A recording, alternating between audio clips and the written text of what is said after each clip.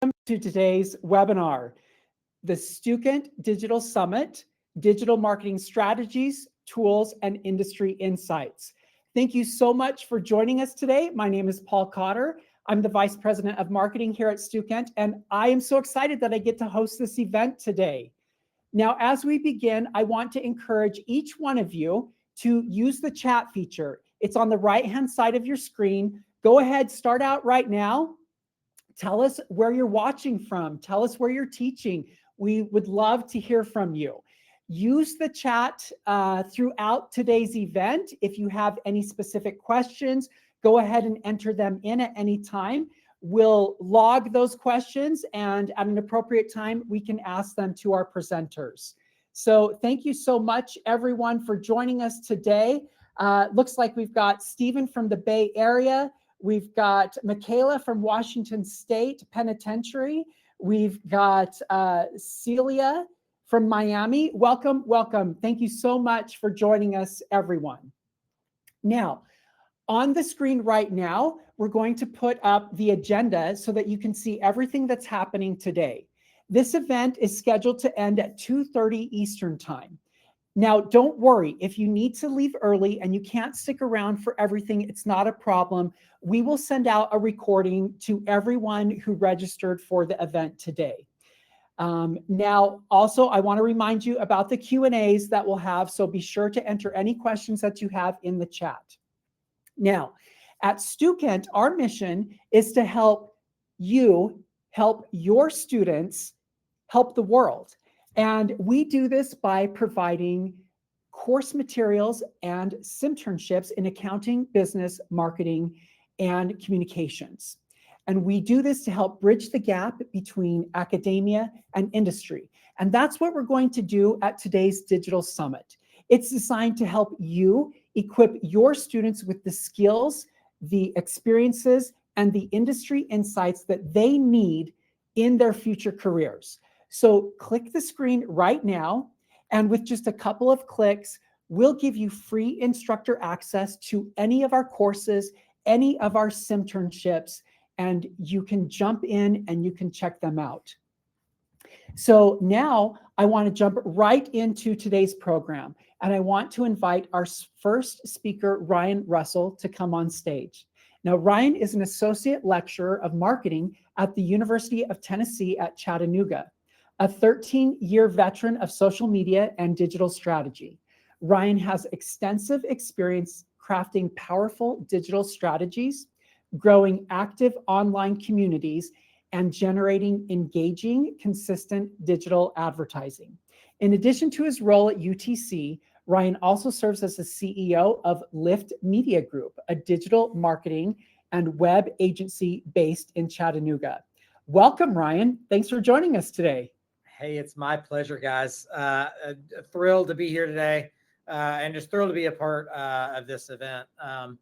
I regularly say to tell Paul and the team at Stukent that if I can give even a portion back to the team at Stukent, to my fellow professors out there, even a portion of what Stukent has provided for my students over my time in higher education, man, I feel like it's an absolute privilege. Today, guys, as Paul shared, I'm gonna talk about. Let me pull up my PowerPoints here. Hopefully, I am. Somebody interrupt me if you can't see my screen. I've got a face for radio, so hopefully you can see the whole screen on that. I'm gonna jump right in, guys, because you know what I like to share about that excites me so much about marketing and about teaching in colleges of business is that while I am all about being curious about theory, while I'm always enjoy a conversation about consumer behavior, I like to focus on getting my kids ready for jobs. I like to focus on what is going to provide them with the capability, with the know-how, with the passion, with the energy to get them further along in their career than when we started. So with that being said, we're gonna get kickstarted. Guys, it wasn't that long ago that I actually was in their seats. I'm 37 years old, graduated in 2010 with my undergrad. Go Dogs! Man, the marketing world that I entered in was very, very different.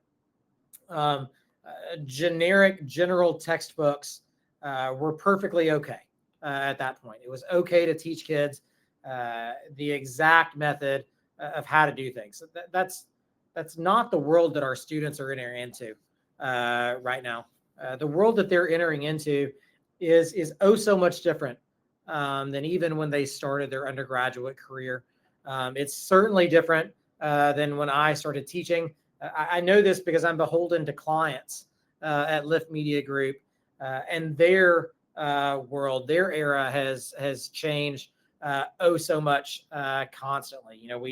We're fond of teaching students on-site and off-site SEO, and that's absolutely a wonderful thing. And in chatting with some of my former students at other agencies, we got to look up some of the early articles in the early 2000s that said that search engine optimization is dead. Clearly, it's still a thing. And so I'm not here to convince you that SEO is dying, but what I am here to convince you of is that SEO isn't nearly enough right now. Our students have to increasingly be prepared for a world of AEO, right? When you Google something and that snippet of text is at the top of the screen, we need to orient our websites. We need to orient our content that we're creating online so that that snippet is providing the solutions, is providing the answers that we want our potential customers to see. And then GEO has got to be on their radar as well, because this is a powerful traffic driving mechanism, so that when folks are typing in search queries on ChatGPT, etc., that we're feeding those LLMs with the generative responses that are appropriate, that fit our consumers' needs, that fit our clients' needs as well. The tools that these students are encountering and that we're teaching them to use are being changed constantly. Core algorithm updates happen about 13 times annually. I like to share with my students that if you're the type of person who is a cross-country runner, that I like to share with, that there's no one correct way to run a race, that you can consistently be better, but that the rules will change before you know it. Those are the type of learners that I love teaching, because they're beholden to a set of rules that they're never explained, and when they start figuring them out, they'll change. And so the reality that our students are entering in is a world that values curiosity significantly more than rote memorization. I think that we've got to teach curiosity much more than memorization, much more than what I call click skills, not simply technicians who know the exact way to create, code a website, people who think about the consumer first and aren't scared to follow the consumer and follow the technology where it goes.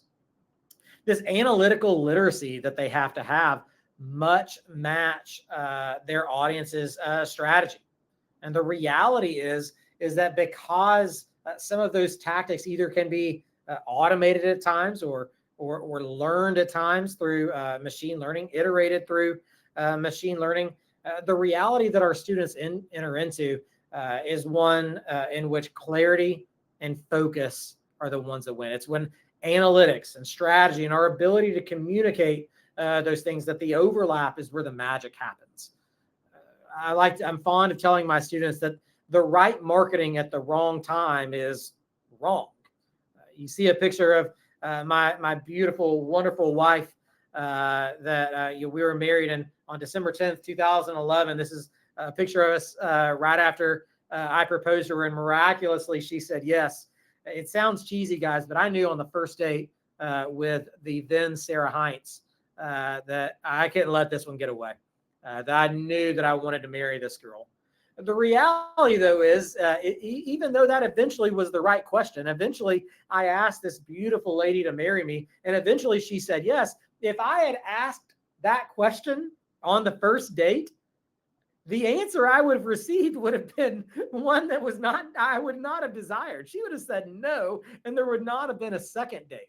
It might have been the right marketing, but given at the wrong time, it wouldn't have achieved the right result.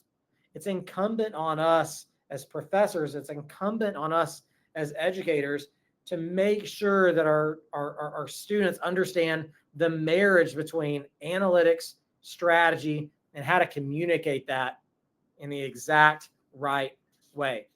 Now, how do we do that? Well, the way that we do that, guys, is by instilling them with confidence. And confidence isn't something that is a fake it till you make it thing. Confidence isn't something that we put on in the morning, that, the old trick of putting an extra few dollars in your wallet so you feel more confident when you go into a job interview. Confidence stems from knowing that you've done something before. Confidence at the free throw line at the end of the game comes from knowing that you've shot that free throw thousands and thousands of times. Confidence at the penalty kick in a penalty kick shootout in soccer comes from knowing that you've made that kick thousands and thousands of times. And so how do we do that? Well, we provide them with real world opportunities, with real world stakes. I've done this consistently with my students through the digital Simternships that Stukent offers. They get to see what happens with real money, with real clients, with real budgets, ad dollars, and real keywords that they get to control, and see what the results would be if they fulfill that strategy. In my course, they get the opportunity to explain why they did what they did, but there are real stakes. They see the consequences of their actions with the strategy that they proposed. This is a hard thing in the world of rubrics and of learning objectives, but I'm a firm believer that we have to teach our students that they need to learn through ambiguity and through iteration, through thinking through things. This is hard for me to do. Look, I wave that flag very, very high. Please, when they're thinking about something, when you ask something in class, when they ask you why the Simternship spit out the results that it did, resist the urge to answer the question directly. They might just be thinking, or they might need to be thinking further. You're doing no favors to their future selves by answering the question that, oh, it did this because you didn't bid enough, or it did that because your landing page was incorrect. Let them think about it. Let them explain it. Let them fail and let them get better again and again. Without that courage, without that confidence, we'll simply accumulate a collection of good ideas and regret in the end. We have to embrace an ecosystem that's consistently changing, that we're teaching the students a joy of learning to learn, and to think strategically about what they're learning. Why does this matter? What connections can you draw? Context matters significantly more than the content, because the reality is that the content that we're teaching them, how to make a website, proper user experience, proper Google Ads creation, proper search engine optimization, likely will change on a consistent basis. So what we're charged with doing as professors is asking them questions that generate and drive curiosity. Why does that mean? An example of a question. Why does that matter? Why does this form of website design that we just talked about, why does that matter in what we've learned about search engine optimization? Why does that matter for what we've learned about proper landing page design? If we can teach them to think strategically, if we can teach them critical thinking skills, they're going to be much better served as they continue into a path in digital marketing. Teach them to collaborate early and often. And I'm not just talking about collaborating with one another. That's the low-hanging fruit. Teach them to collaborate with you. Prove that you're a learner too. Prove that you have the curiosity, because guys, this leadership that we're instilling them, it leaks. They're going to do what we show them. And so if we're showing them that we're learning about AEO and GEO as well, if we're teaching them that we're learning about how generative AI can influence a marketing strategy, if we're teaching them the effects of machine learning on Google Ads and about new forms of Google advertising that are coming out, that's instilling them in those skills of being a lifelong learner. Other ways to show, paths to partnerships in industry and paths to partnership with your students. I double dog dare you to show your syllabi to someone in industry. It's a very vulnerable thing. It's a very challenging thing. Guys, I have a foot in both doors. It's a vulnerable, challenging thing for me to show my syllabi to some of my agency friends or some of my friends in industry and to get their feedback on them. No, Ryan, you should be teaching them this. It doesn't mean you have to take all of the recommendations, but that input, that can be incredibly valuable to both you and to your students. And then align the outcomes that you want to see in your class with real expectations. Prove your passion to your students and show them that you're willing to learn along with them. Show them that curiosity. That curiosity, it's not just something that we tell them, it's something that we have to prove to them with our own actions. Because, the reality is, guys, is that Henry Ford said it best, that, anyone who stops learning, that's when we become old. Whether you're age 20 or whether you're age 80.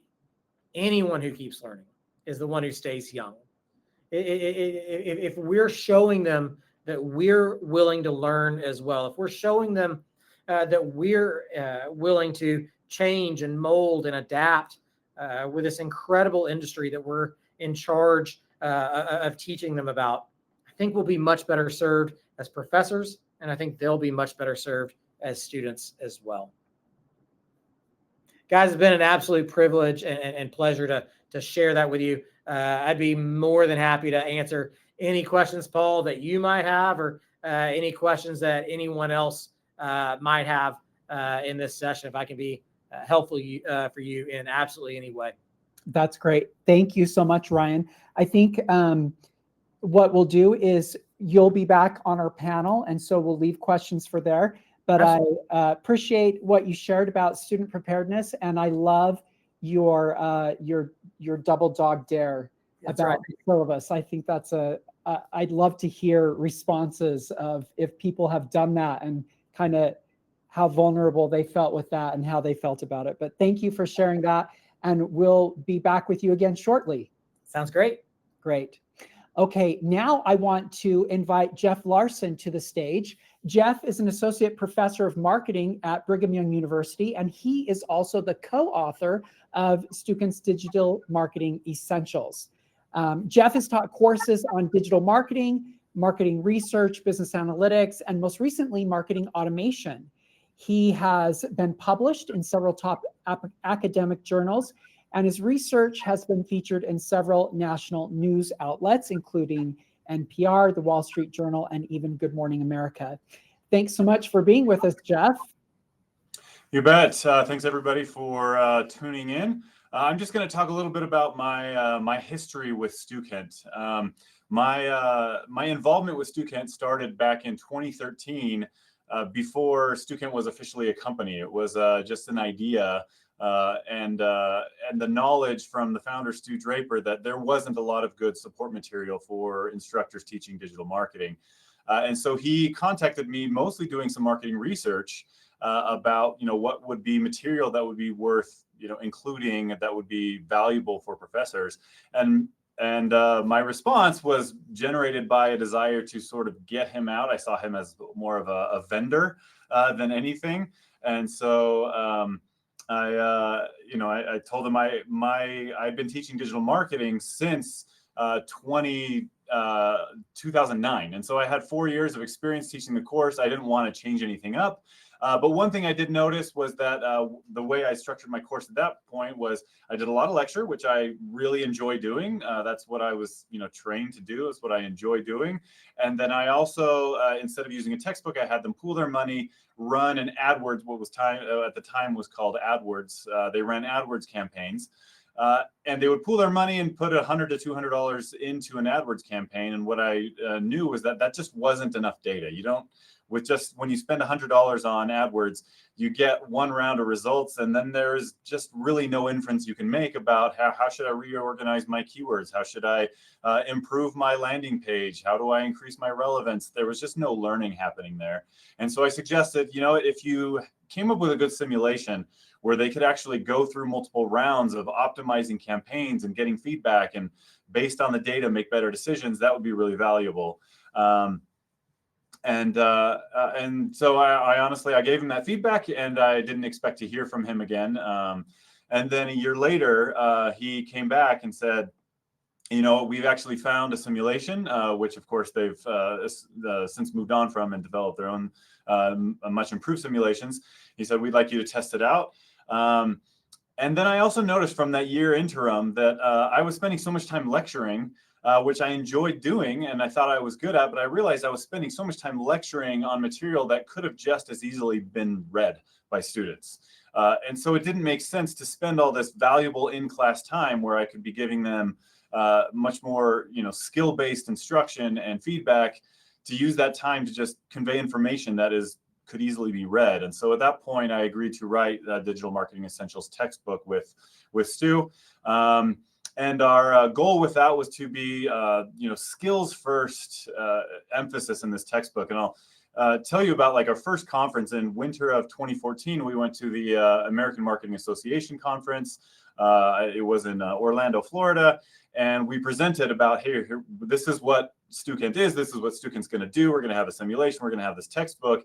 And one of my professors from my graduate program, Dave Reepstein, was there. And he asked a lot about how are you going to make sure students understand the theory. And I understand that is where a lot of especially research faculty at top universities that is their sort of go-to mode of instruction is, okay, we need to make sure students understand the theory, and then they can build up any skills on top of that theory. And I don't discount the value of theory, but that is not what my goal with writing the textbook was. I didn't want to just do theory. I wanted to be skills-based and understanding of practice. And so that is the idea of the textbook, is we go chapter by chapter, talking about the various skills that you'll need in a digital marketing career, along with the goal of being very succinct and conversational. It is very easy for textbooks, in what I've read of textbooks, is that in order to make sure they touch on every possible thing that any possible professor might want, they become very long and unwieldy. And that was an explicit goal to avoid that. So the textbook, as it is 14 chapters that grew from, I think it was 11 chapters at the start. We added a mobile marketing chapter, and then an overall digital strategy chapter, and then most recently the artificial intelligence chapter. The order of the chapters has stayed the same throughout the existence, just because we have several hundred professors using this textbook. We don't want them to have to revamp the order in which they do things. So it hasn't always been this order of the first 3 chapters, but for the last at least 8 or 9 years, I think it has been this order. You notice our digital strategy chapter. In chapter 13, I have had feedback saying, strategy should come first. And the reason we don't have the digital strategy up top is that chapter 1, Digital Marketing Foundations, does provide a strategic framework. It's very simplistic, but it's actually very effective. And it's a strategic framework that can be applied without intimate knowledge of the different marketing levers and marketing channels that you need in digital marketing. So the digital strategy chapter goes through, it requires a more in-depth and intimate knowledge of the various marketing tactics that you can employ. So that's the idea behind the text. We also, over time, have added a lot of very cool features to the courseware. For example, just here, this check your understanding. Some cases you can kind of see the lesson plan, an online lesson plan if you have an online class, various instructor resources, student resources as well that kind of mirror those instructor resources, slide decks that are being revamped as we speak and improved. We do have some expert sessions with short videos from practitioners and a variety of resources there. So that is my experience with Stukent. And of course, the text does pair with this simulation or the Simternship, and the digital marketing Simternship as well has been revamped and improved. And I'll talk about some of the probably the improvements and implementation of the Simternship as we do the panel. So I will go ahead and conclude there, and then any questions we can address those when it's time for the panel. Great. Thanks, Jeff. Now, what we want to do, we'll hear from you again at the panel. I want to welcome Caitlin Moss to the stage. Caitlin is a course consultant here at Stukent, and she's going to show us and walk us through this industry-leading digital marketing Simternship and give a little sneak peek at the incredible upcoming updates in this best of class product. Okay, perfect. So let me share my screen. If you guys can't see it, please tell me in the chat. Okay, perfect. So I'm really excited to show you guys our new and improved digital marketing Simternship, because we have taken a lot of time to go through and make significant improvements, and it's entirely driven by the feedback that we've gotten from instructors who have reviewed it and done early access with it. A lot of those instructors are on our panel here today, and so it's fun. They had a hand in helping bring these updates about. And so the first thing you're going to notice is that we've migrated into our cutting edge V3 layout. So it is sharper, it's cleaner, there's easier navigation. It's also more ADA compliant, but you'll see the students will have call outs in their inbox that'll let them know if they have an email in here that's unread. Later on with the chat messages, they'll have the same thing. They'll see if they have messages they need to open up and read. We also added these checkboxes at the end of every round. So your students are going to know if they completed everything that they needed to before they go and submit the round. And so we made it look better overall, but this update was so much more than just a fresh coat of paint. And one of our big focuses was addressing clarity and making the simulation more clear and easy to understand for your students. And so jumping into round one, the first update you're going to notice is that at the beginning of every round, the students are going to see exactly what their goal is for that round. So this one is for their search ad campaigns. They can see their goal for this round is 1,500 clicks on their search ad. So we're no longer kind of making them guess on what they're being scored on. They can see their score is exactly tied to how they perform towards this goal. So that'll bring more clarity for your students. They know exactly what they need to do to score well. But how are we going to help them get to this goal? This is a document that we added for your students. We have lots of professors in that early access are super excited about this document because it takes care of that first layer of coaching for you. So there's this best practices guide that'll actually go through and explain exactly what your students need to do to have a high performing ad. So once again, it takes care of that first layer of coaching for you so that as an instructor, you're doing a lot less troubleshooting, trying to figure out the scoring, and you can actually focus more of your time on helping them understand the strategy behind the ads. And so the next thing that we did, so your students have their goal, they have a guide explaining to them what they need to do to hit that goal. Now they get in and actually build it. And so we went in and made the campaign system a lot more streamlined for your students. So the first thing you'll notice here is that for the keywords, we've separated the keyword research is clearly here on its own. And then we also separated the keyword list management area. So they're both here on this screen. your students will still go in here. They'll look up keywords. They'll click the ones they want and add them to a keyword list that they created, and then they can see that list down here. So then they'll go through, they'll build out their landing page, and they'll actually go in and create that ad campaign. So this is something that's new. The ad manager now houses all of the components of the ad right here in one screen to help with confusion, make it a little more clear. All of it is right here for them. So they can see the campaigns that they've built, the ad groups, their keywords, and the search ads that they've created. Now, when they go in and create their search ad, we added a new feature. So when they choose this URL, it's determining which landing page their search ad is connected to. So they'll choose their URL, and it's actually going to pull up that landing page down here. So they'll have the landing page to refer to as well as the keywords.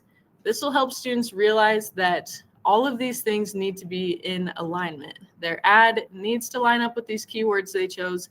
It also needs to line up with the landing page that's connected to. And so having it set up like this will help them to match it up better, and also help remind them that they want this to all be aligned. And so those are some of the big updates we made. But I would say the most impactful one that we made is to the feedback and results. So once they submit the round, there's this new results dashboard that's going to show up at the beginning of the following round. So now they can see, here's that goal that we were given at the beginning, and here's how we're tracking towards it. So obviously I did not do very well. And there's actually now new performance tags right here that's going to explain how we can do better towards that goal. So I have feedback here on how I can do better towards my click goal. I can also see overall how my search ad did. I can see the budget that I spent versus the revenue I brought in. Overall, I'll get feedback on how I could have done better. Then we added a new feature that's really cool. So for each ad that your students created, they can hit this take a look at your ad button, and it's actually going to break down every piece of the ad and give them feedback on every single piece. So they'll go through here. These little tags are going to tell your students what they're being scored on in that section. So for the headlines, they're checking for spelling. You can see I did a good job spelling. Description, they're checking spelling, general benefits, our call to action, landing page benefits, and landing page content. So you can see on the ones I did good, there's no feedback. The ones I did bad, there's feedback on what I need to do better. And then there's like a medium score and still how I can do better.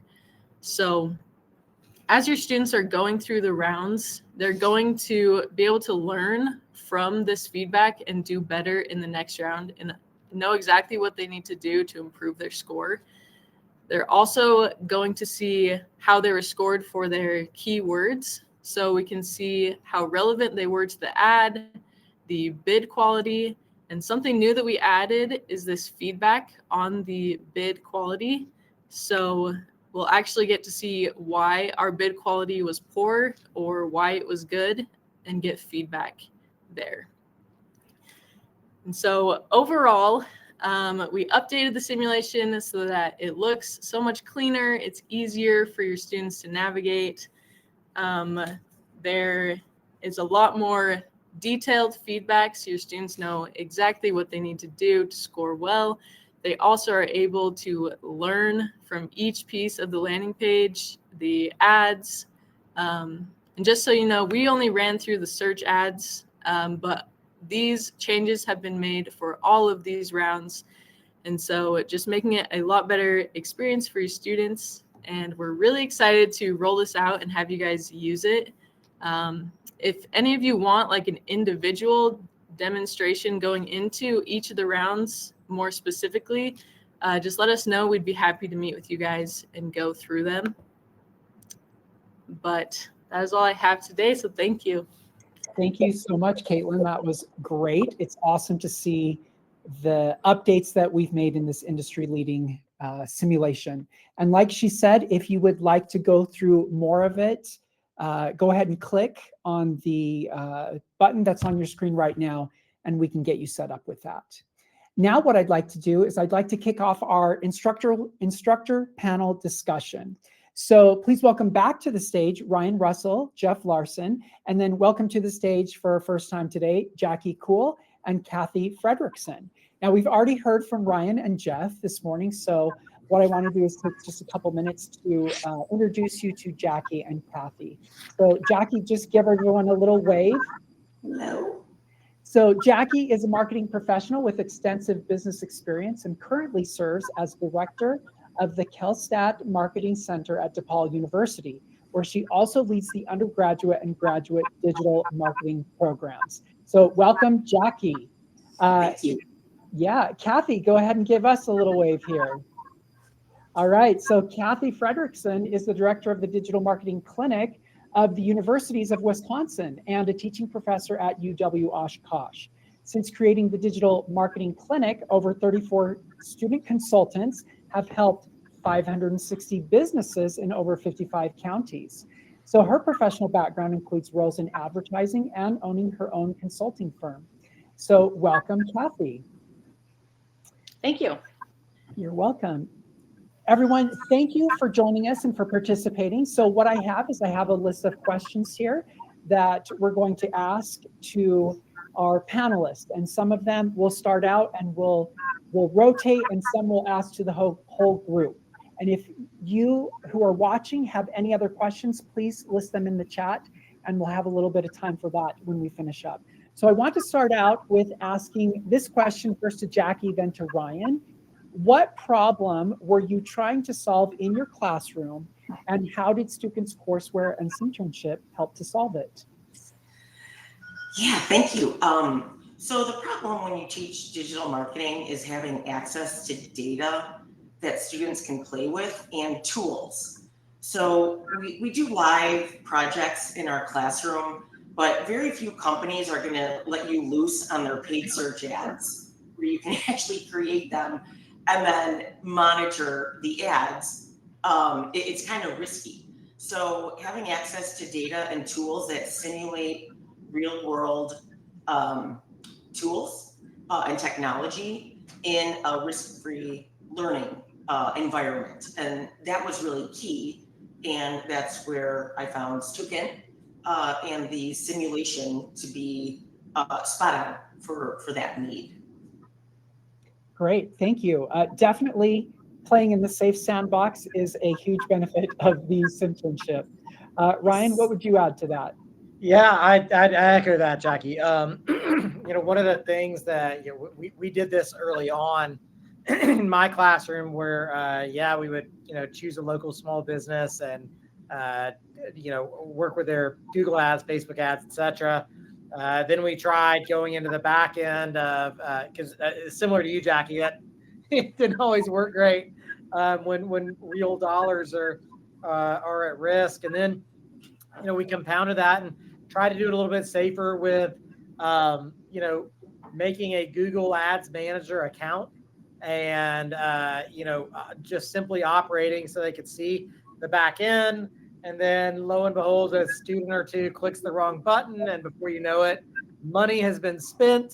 So that didn't quite work, and they didn't get the opportunity to actually do any of the work. And so I echo what Jackie said of, it was a safe space to be able to fail and to learn from those failures too. I love the round by round process that the sim allows you to do. As I've shared with Paul and some of the folks at some of the conferences in the past, I don't grade mine maybe the easiest way. Mine is more reflection focused to where, I love it. I hope that you meet your revenue goal. I love it. I hope you meet your click goal. I'm more concerned on, did you understand what happened? And then do you understand why what happened? And then do you understand what are you going to do next in light of those things? So it's a safe space to fail, a safe space to learn. But then, I'll just speak boldly and frankly, I trust the content. This guy in the top right hand corner of my screen, Jeff, is a smart son of a gun, and the effort that he and the Stukent team put toward updating this material. I've got students who are in the real world who graduated years ago who still look back to their textbook because they have access to it and look at it for answers in their jobs. Because this guy's busting his tail to give recent updated answers. And so it's trustworthy material. It's practical opportunities for our students to learn. Great. Thank you, Ryan. I'm going to direct this question first to Kathy and then to Ryan. I'm wondering if you could tell us what kind of feedback did you receive from students?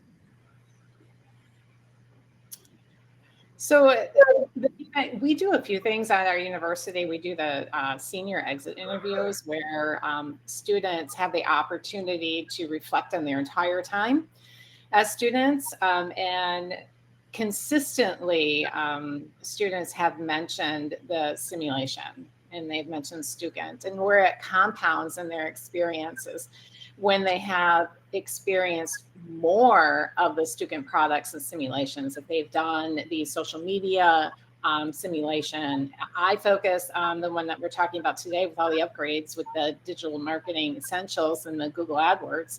And so when our university gets those senior survey results, that's pretty important because this is information that we can leverage.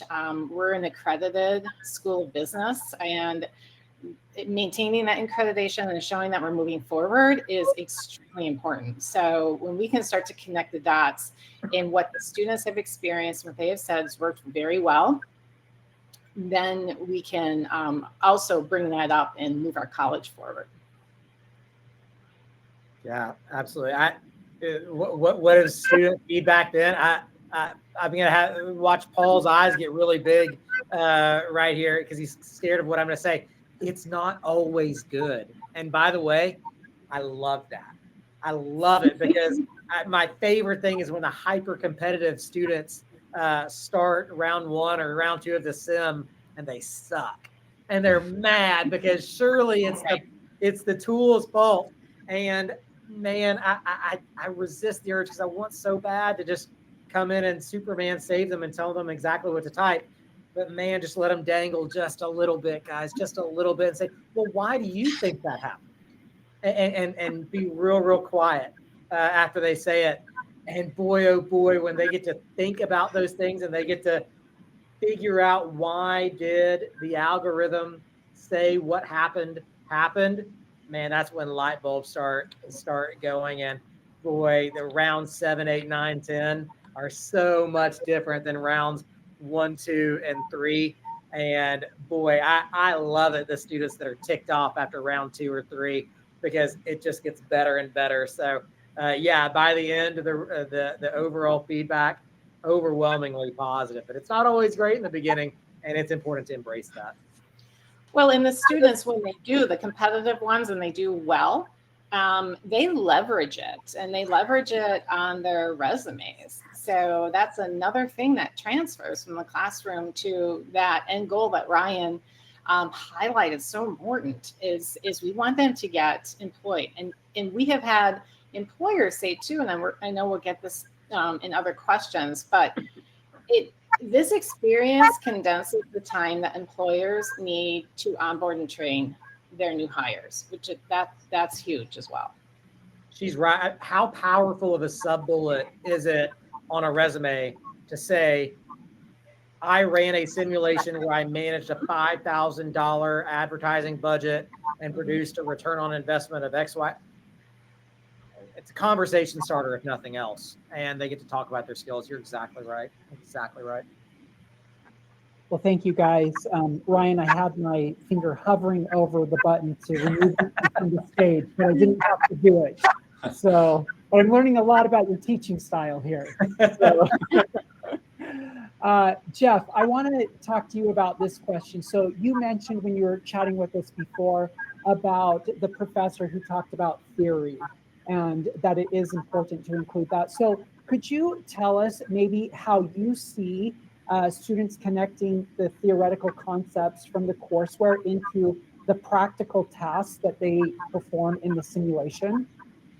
Yeah, honestly, in my class, and I think this is the way it's set up in many universities, is digital marketing will be taken after they've taken their introductory marketing. And so some of the theory is already there. And so it's kind of like a sandwich principle in a way. It's like they have the theory foundation from previous marketing classes, and then they're getting tactical knowledge about how to conduct these campaigns in the digital sphere. And then the theory comes back on after that. Okay, now after we understand how to set up your keywords, then you have to have this theory about like, okay, what point in their customer journey is somebody with this particular keyword? Where are they, and what is the messaging that's going to connect with them? And so the theory kind of comes back in after you teach them the tactical, because what like the idea is, as much theory as you have, if you don't know anything about the Google interface for setting up an ad campaign, you're just going to be completely useless. Yes, you can, teach yourself that, but that's the point of the class, is so they can learn that stuff. And then now they understand how the platform works. Now let's layer on some of that theory, so we can, optimize this a little better with a greater understanding of, the customer motives and the customer journey. Great, thank you, Jeff. I want to ask this next question to Jackie. How did you integrate the courseware and the simulation into your current curriculum?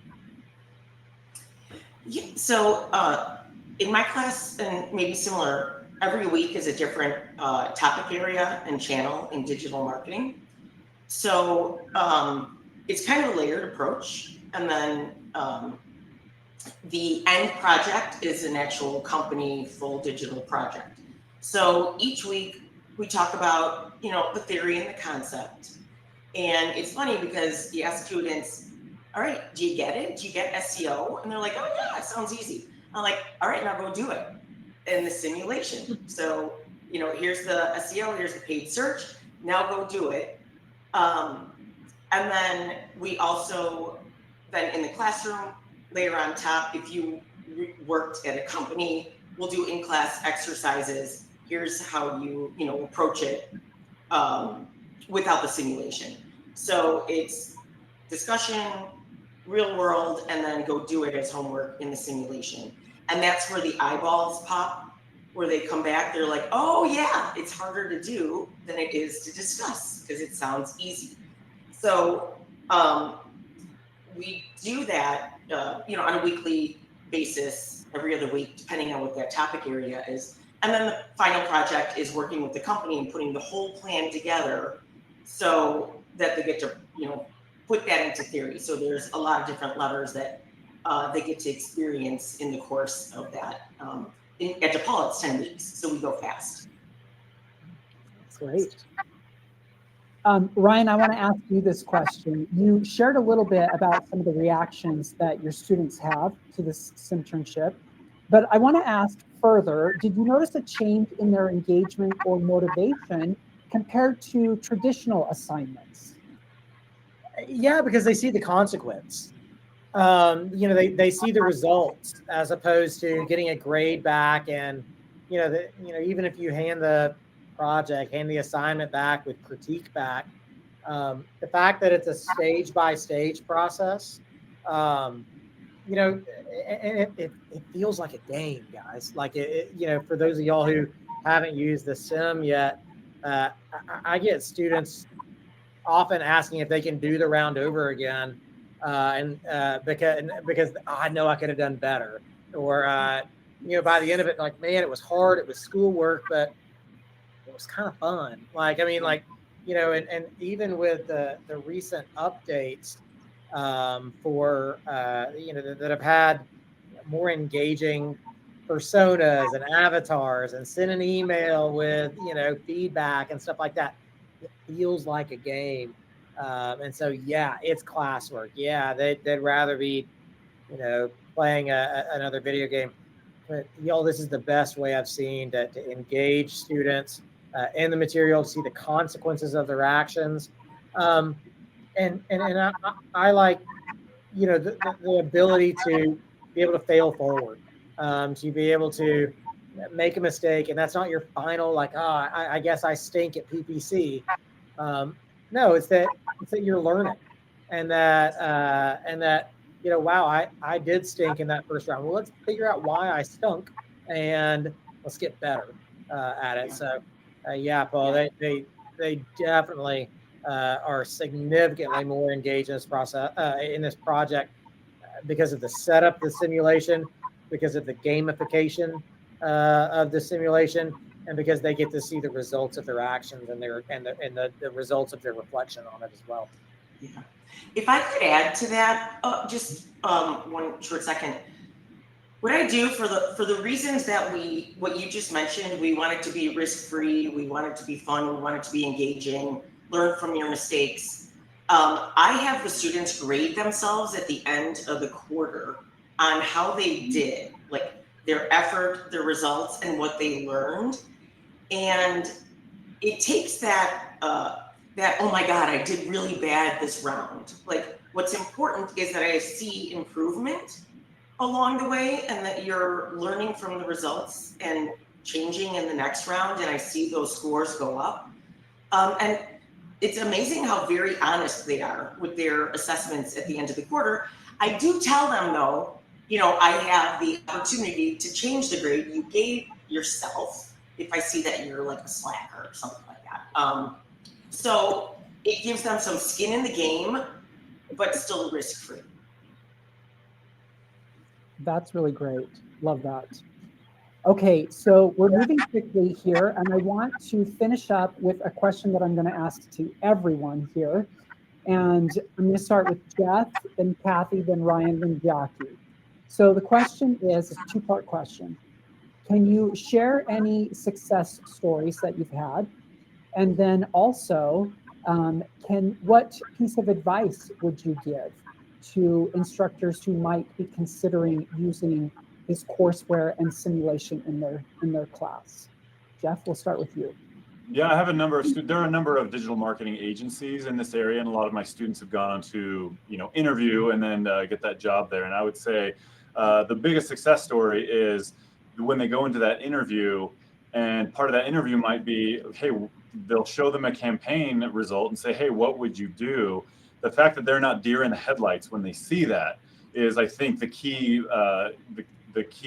aspect of their interview that will get them the job, is that they can look at that and say, oh, okay, well, here's the potential changes I can make, and here's what the data is telling me. And that would also kind of goes into my number one advice, is that I'm a data guy, and so even when I was still just learning AdWords, you show me the data, and it was at least somewhat obvious that, okay, this is what I would do because I'm a data guy. And it's kind of surprising how that is not the way most students are, right? Is that they look at the data and then they think even if they understand, okay, I got this many clicks and I got this many conversions, that doesn't translate at all to what they should do next, and what levers they can pull to try to improve that, and what improvement is the most likely based on that. And so my biggest advice is, I think the updated simulation does a good job of giving them feedback, but then maybe between round 1 and 2, actually show them, okay, here's some data. These are the various things you can do. You can add keywords, you can take away keywords, you can split up campaigns, you can combine campaigns, you can work on your landing page. And this is what indication of which of those actions you should take. And so that's the biggest advice is, a lot of students might get that negative feedback first round, as I didn't do very well, something's wrong with the sim. Make sure they understand, hey, you have a lot of rounds. There's plenty of room for everybody to improve. And here's how you do that improvement. And I love the way, like with a simulation, there's 1,000 keywords or more on there. And so really it's just a matter of how much effort are you willing to put into it, so that they recognize that, oh, this isn't something that's beyond them. This is something that, hey, if you want to do well, it's just about putting in the effort and learning how to do it.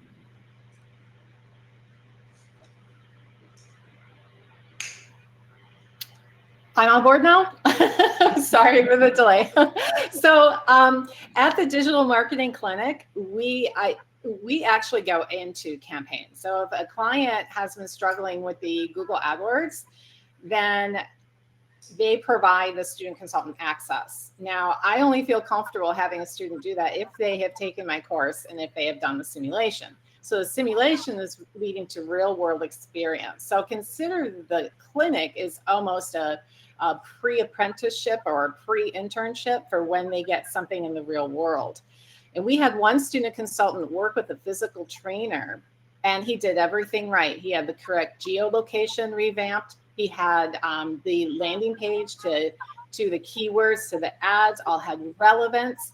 The client was struggling because they were throwing all these keywords into an ad and throwing someone onto the homepage. So best practices he learned from the simulation. He put that in the real world, and that client achieved a 505% increase in sales.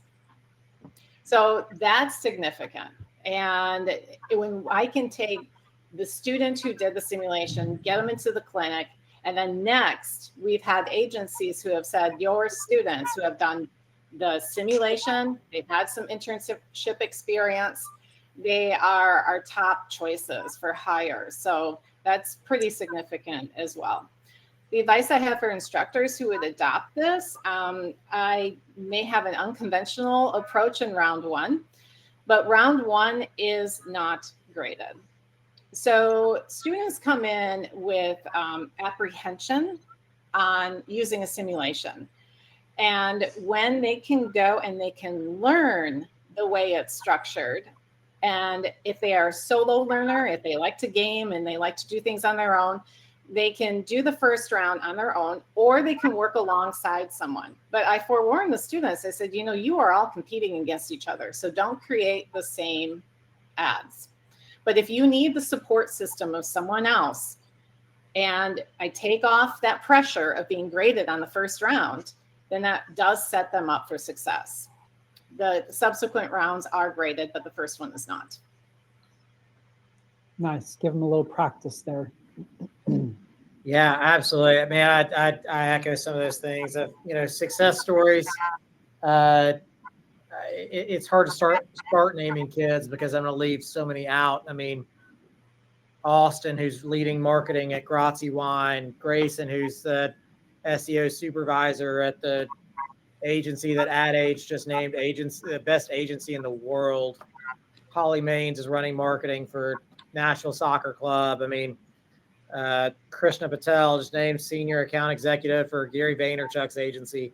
I mean, the success is the kids, and the learnings that they've had, and just incredible things that kids at an R3 in the southeast corner of Tennessee are able to do. It's just awesome. Let's build upon that, Ryan. So you say you're in the corner of Tennessee. I am at a Division III school in Wisconsin. Yeah, baby. And I had a student. Yeah, I had a student who beat out an intern who went to Harvard for the job, and she works in Manhattan. So yes, I want to do a shout out to all of our professors that are working at smaller schools. We can compete against the big names. And that is something I tell my students. This is just the beginning. You're getting the same. I tell my students they should be proud that they are part of this beta experience with this new sim. Because that's, you know, they're getting something that can really differentiate them. Yeah, they got the tools. They got the tools. Now it's up to them. Yeah, they've got the weapons. They got the armor. I love it. Right. Well, think about how attractive that is for an employer saying, oh, if I hire you, you can come in and be productive for me on day one rather than day 60, right? That's just a really powerful value proposition they're giving to employers. Phil Cook's book, One Big Thing, talks about that your one big thing in life. It's easy to talk about how passionate I'm going to be and how much I'm going to do for you and how great, how hard I'm going to work for you. Your one big thing is when passion meets preparation. And what this sim allows you to do, what the text allows you to do, is it gives you that preparation side to marry with that passion and gives students an opportunity. My advice to teachers in this, number one is to kind of do a part one, part two, and then a second little tidbit of advice is, number one, read the text yourself, understand it, know it, play the game as a student before you adopt this and make your kids do it yourself, for goodness sakes. You're going to figure out the answers to questions much better than just trying to think on the spot. And then the next piece of practical advice that I have in it is ours is a little different because it's slightly competitive, but it's a collaborative effort of learning in our classroom. When a student has a question that goes a couple of questions deep, have another student answer it. I don't answer the question. I have another student say, here's what I did, and here's why I think it worked. What do y'all think? It becomes a good classroom discussion opportunity. Great. So finishing up, I'm at a private school in Chicago, which is not a big state school. So I get to know all the students in the digital degree program. And they all have to come through my class and do this. So to be honest, they don't really know what they have when they do the simulation until they are in front of employers or others in an internship program. So I get to know all the employers also. And when I hear them tell me they hit the ground running the first day, this is like coming from the employers that they were in my class, they know beyond, everyone knows social media, right? Everyone knows social media from whatever university you're in, but they don't know paid search. They don't know display programmatic and all these other things that they're getting in the simulation. And then the students realize it when they go to an internship and they're going through training and they go, well, I know how to do this already. And the employer is like, you're kidding. So it gives the student confidence and it gives our students a really good reputation that they're learning these skills. And then some students, it isn't until they come back as alumni, they keep in touch, with us. And they're like, virtually every day in my job, I'm doing what we did in your classroom. And it is so cool to hear them say that. Things you don't get in an exit interview because they don't know it until a year later, right? So that's validation that this is working. And the other thing that wasn't mentioned here that I think is super important, undergraduate students, it depends on what level you're teaching, but you talk through these measures and they go, yeah, I know what click-through rate is. Yes, I know what a conversion is. But you're like, but do you understand the causation of why you didn't get that click-through, why you didn't get that conversion? So we spend a good amount of time going through those metrics and what caused that. And that does take some time, especially at an undergraduate level. You can tell me what the metric is, but what caused it? And so you do need to take some time and play with that in the classroom.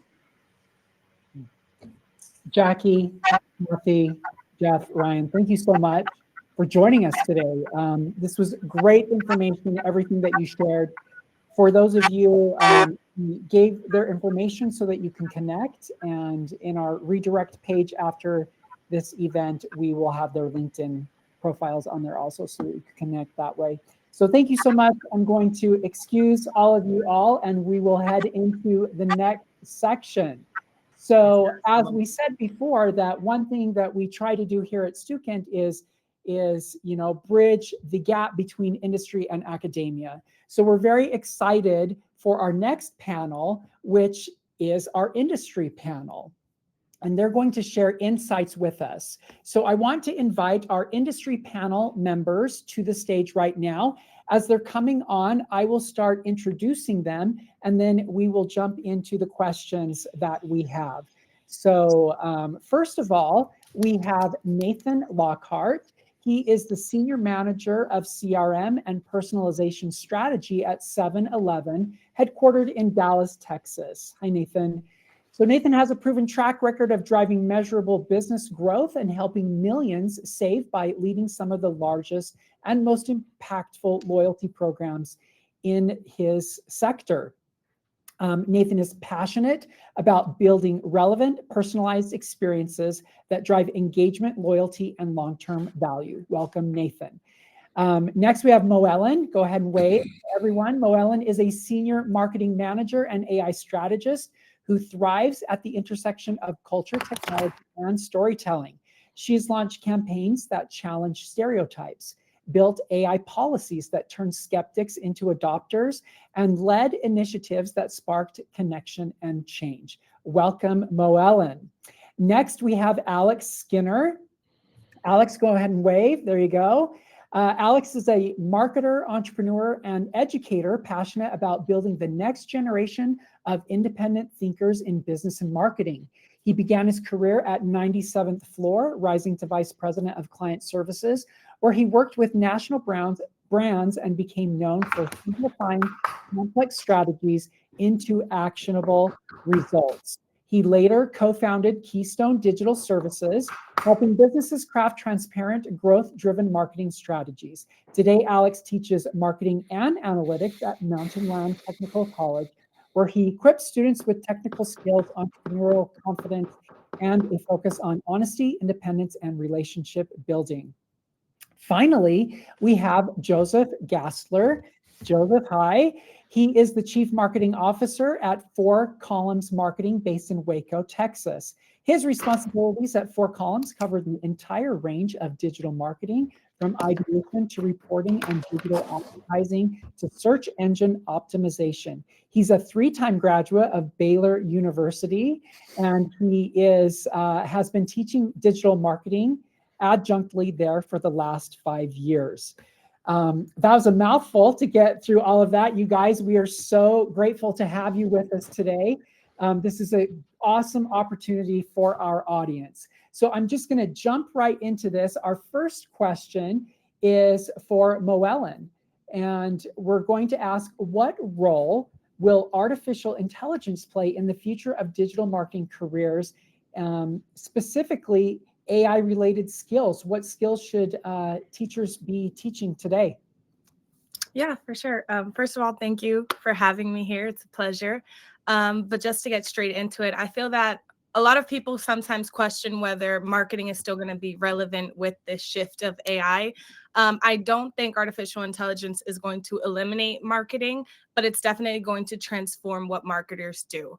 So a lot of the tactical execution that we use to spend hours on, whether that's writing blogs, figuring out captions, resizing images, all of that, it's increasingly becoming automated. So now the value is going to shift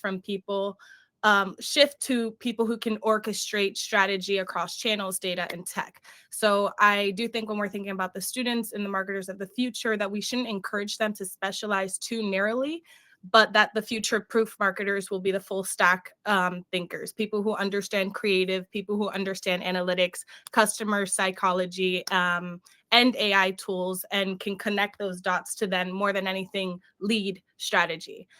So a couple of the skills that I listed out were prompt engineering as communication strategy. So really understanding how to guide AI to produce high quality outputs. Data literacy is going to be at the forefront of that. Again, not just being able to extract data and report it, but really understanding how to interpret data to then drive decisions. Human-centered storytelling, although a lot of the generative AI is helping us build content and create it, it's really feeding off of the one thing that we can give it that these tools can't just do innately, which is replicating the lived experience. And then other topics were ethical and responsible use of data and AI. So privacy, bias mitigation, transparency, to really understand how copyright laws are going to shift and grow and change moving forward, and how that's going to also affect the liabilities of the organizations that you're working with. And just tool fluency, not knowing why and when to use a tool versus just how to use it. I really liked our previous discussions because it's really showing that AI is becoming the junior intern on everything in regards to a marketing team. And we should really be preparing our students to not do the intern's job, but to be able to supervise the intern's job. Yeah. Yeah, those are great. Thank you so much. Next question is for Alex. Alex, what classroom activities or projects have you found most effective in equipping students with the confidence to think entrepreneurially and to take initiative? Yeah, so I'm super into entrepreneurship, building network, trying to get to know as many people as possible. What we do, the way that I love, or the way Mountain Land Technical College has our course set up, is essentially you are building your own brand. So you build a website, got to do SEO for that website. Now you have your website good to go. Let's start running some paid ads. Got your paid ads going. Now let's go do email marketing. So they're going step by step, creating this brand of their own. Not every single person ends up having like a successful company, but we've had car detailers who are now making 6 figures a year that they started in our course. So what we do is we have them do it for themselves. And then because I also own an agency, it's very easy to be like, please come work for me. And then that gives, obviously that's outside of the classroom, but they're seeing me work on this stuff all the time in class so that they are prepared for whenever they end up, inevitably, if they're good, joining my team. That's awesome. Great recruitment method right there. This next question is for Nathan. If you were a professor teaching a digital marketing course today, what's one thing you'd change to better prepare students for the job market? Yeah, I think it's a great question. I think a lot of things that we've heard today of practical experience, getting into competitive environments, getting a little uncomfortable, because as soon as you get in, the data is not always perfect. Your intent that you've been given to try to solve a problem is not always perfect. I come from a bit of a unique piece of the marketing side, very down funnel loyalty. So talking to customers in a retail environment where our website is not what's driving our main goals, right? I'm trying to get you into the store. And a lot of that becomes all these AI tools, everything is coming into play. And there's a bed of data that has to be clean, exist, be relevant to you. So I think one of the things that, at least in my experience in school and then over the years, is you really need to learn the entire ecosystem and understand, okay, what is a CDP and how does that play? What teams do I need to talk to? What is an API? How do things flow? I think there's this full system thinking and critical thinking we need to have around, I'm executing this last mile and getting things in front of the customer. I can only determine and leverage what I have based on what exists. If I don't have something, how do I then create that? But one of the gaps that I felt when I was coming into this space, I started in sales, so I did not know all this technology and all these things, was hearing all these different codes and ecosystems of how do these things play together. If I'm spending all this money to acquire on my paid team to get people into a loyalty program, how am I measuring a lifetime value and what is the expectation, and tying all of the marketing efforts together? Having that kind of view of things in an overall system, I think becomes very impactful. And I think it sounds like a lot of that is going on in these models and these simulations versus just pure theory. Yeah, definitely. Very important. Thank you. This question is for Joseph. What is the single biggest gap you see between what is taught in the classroom and what is needed in a professional digital marketing role? You know, I think that the biggest thing that stands out to me is something that Moella mentioned, which is being able to present on data, being able to storytell around data, which is just really not something that gets covered as often as it should. And there's so many stories that can be told, but I think to what Nathan was just saying, that, you know, data purity is the other side of it. So there's storytelling that goes two ways, is being able to look at the data internally and being able to tell a story for what's going on. I work at an agency, so, you know, a lot of the time we're looking at things internally, then we have to go present it to a client externally, and we've got to be able to account for every piece of the puzzle there. And the level of noise in the signal has never been greater than it is right now.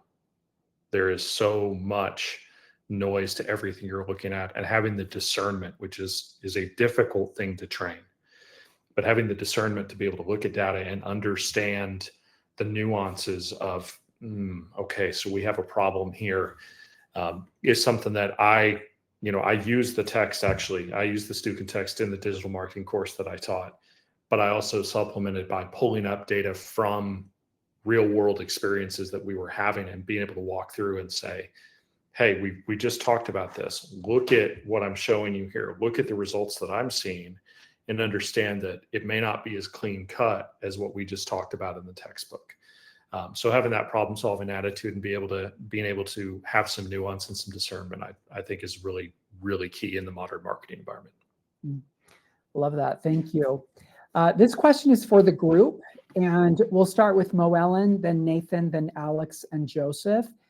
As AI tools become more mainstream, which human skills do you believe will become non-negotiable for digital marketers in the next several years?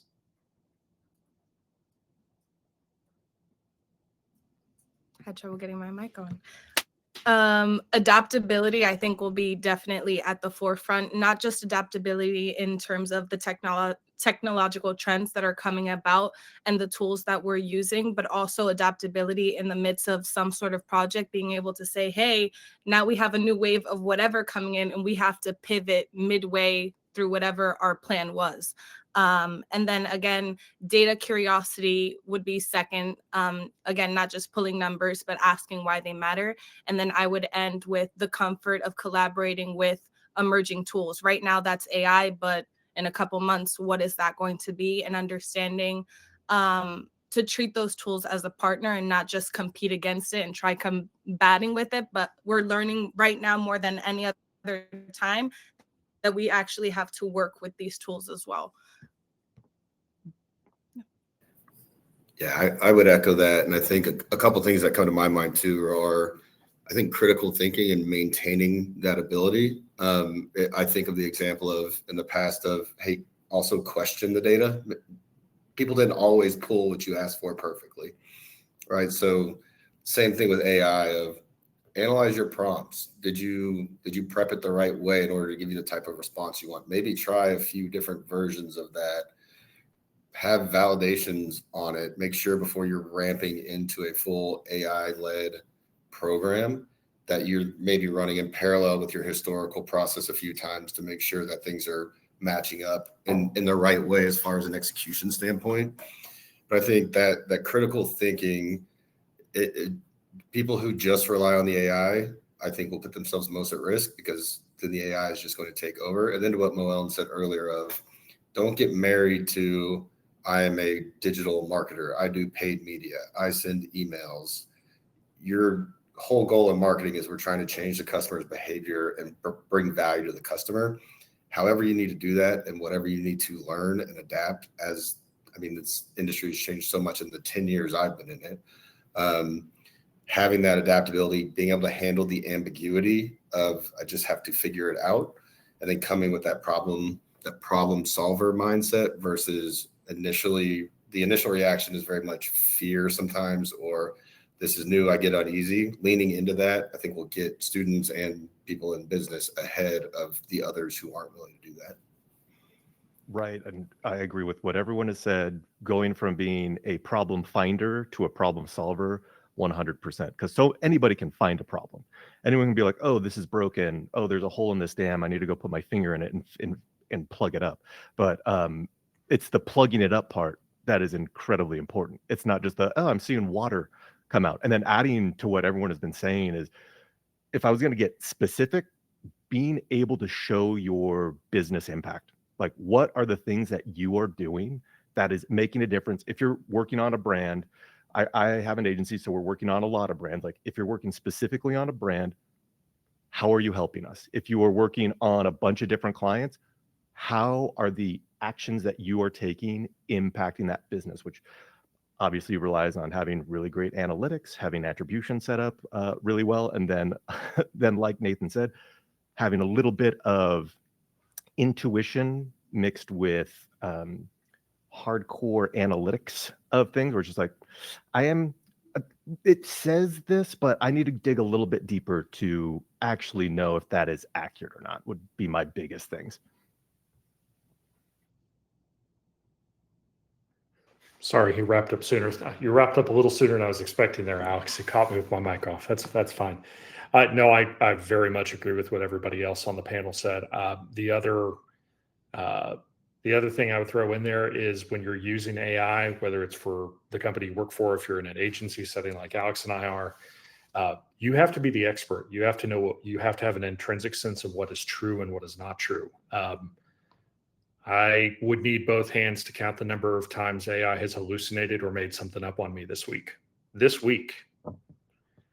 It is an imperfect system. It is useful for a lot of things. It ideally will take a lot of things off our plates that, is boring grunt work and we don't want to do anymore anyway. I think, the other thing to understand about it is that it raises the velocity level of marketing intrinsically, that AI enables marketing to put out more volume of content and communications. And so it's going to everyone is going to have to move to adjust to the volume that AI has enabled. And that's something that's happening a little bit slowly right now. So just keeping an eye on the velocity and the volume that AI enables is a pretty critical factor. Yeah, those were great insights. Thank you for sharing. I'm going to, as we wrap up, I'm going to ask everyone one more question before we finish off today. I'm going to start with Alex. What methods or frameworks can educators use to help students not just understand complex topics like analytics, but also learn how to communicate those insights clearly to others? Giving them the opportunity to explain it to you. So I've seen this with my students, where essentially it's almost like what the last panel was talking about, is they're going through the Simternship, the simulation that Stukent has. It's not just like doing it and just being like, okay, cool, I did this. Okay, cool, I did this. But going and asking them, like, what did you do to get that result? The way that I did it was 100% collaborative. I'm a big network guy, like be friends with as many people as possible. I'm a lot less dog eat dog. Try to rise up the ranks. It's just like, hey, there's enough pie for everybody.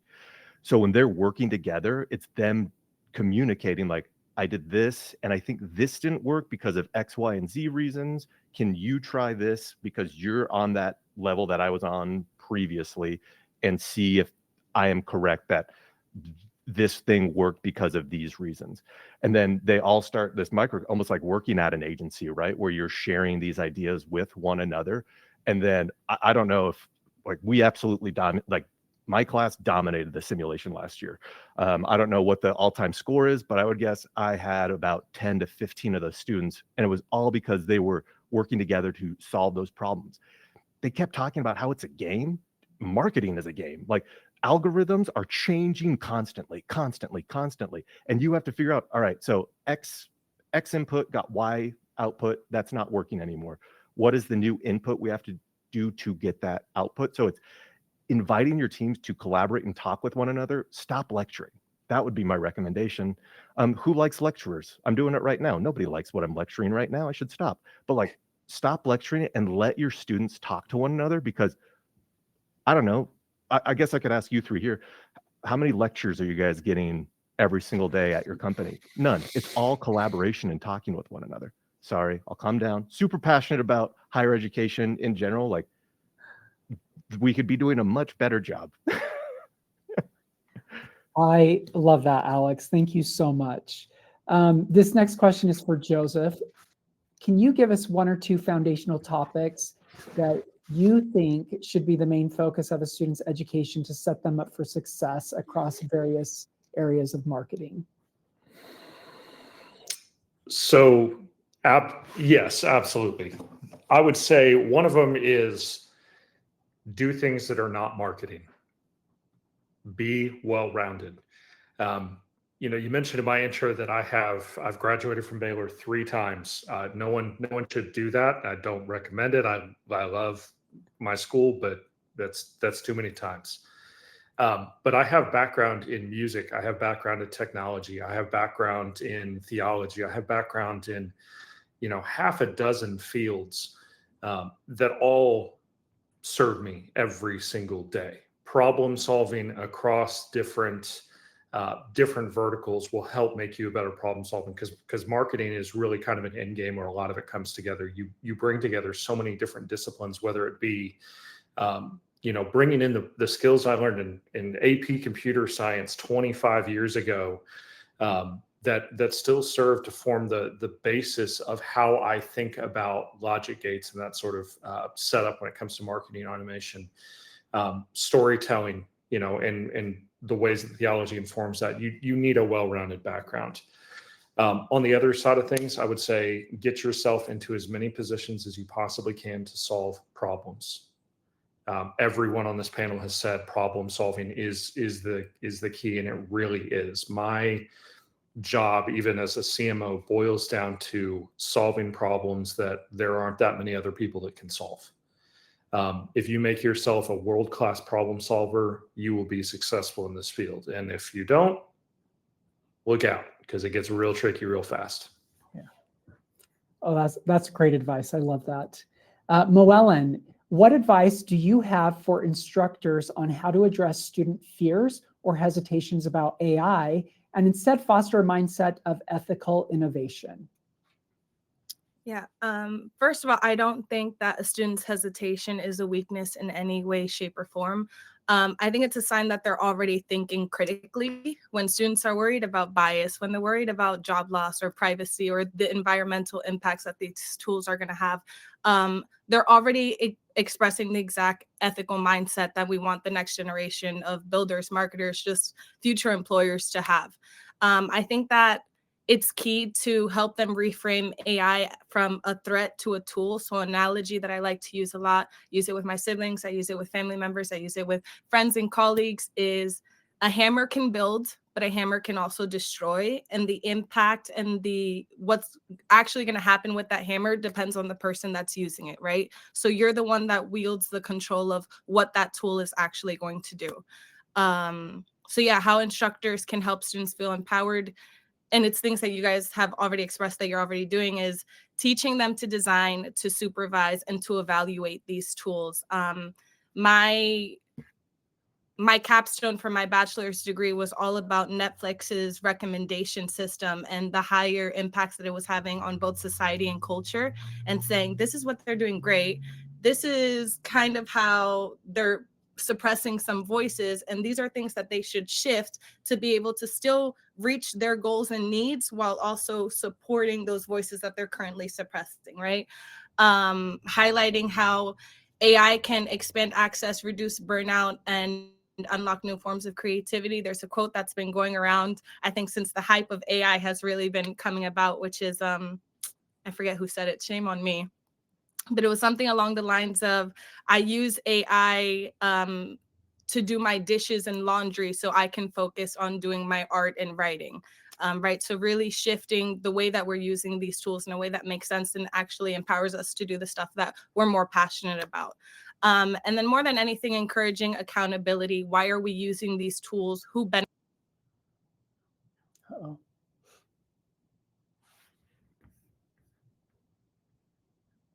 Okay. Get She's kicked on a off. great roll too. Yeah, there you go.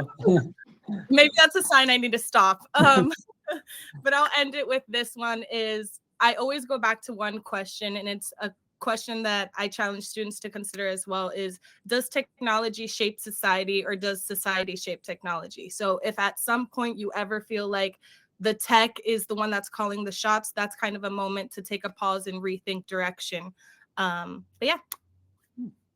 Great. Thank you so much. Nathan, this last one is for you. What skills beyond technical data analysis should students acquire to effectively bridge strategy with execution in the CRM space?